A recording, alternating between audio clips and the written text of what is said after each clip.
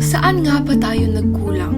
Ang mga huling-huni, ang mga huling yapak, maaaring malapit na nating hindi marinig o makita ang ilan sa mga pinakamagandang nilalang sa ating bansa.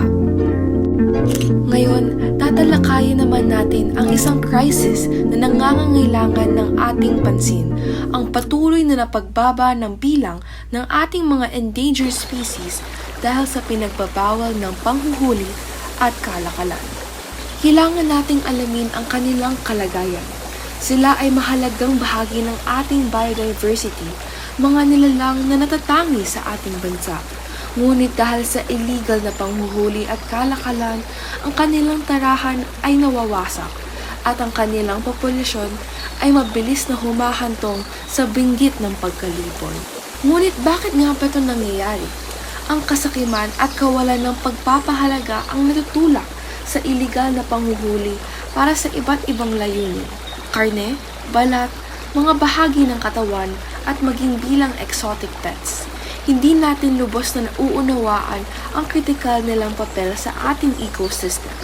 Ang kanilang pagkawala ay isang malaking dagok na natural na balanse na nagbubunga ng negatibong epekto sa ating kapaligiran, turismo, ekonomiya at maging sa ating kalusugan. Ayon sa Asian Secretariat, ang Timog Silangang Asya kung saan nabibilang ang Pilipinas ay kasalukuyang sentro ng iligal na kalakalan ng mga hayop na tinatayang bumubuo sa 25% ng pandaigdigang iligal na kalakalan.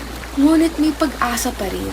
Maraming mga individual at organisasyon ang walang pagod na nagsusumikap upang protektahan sila.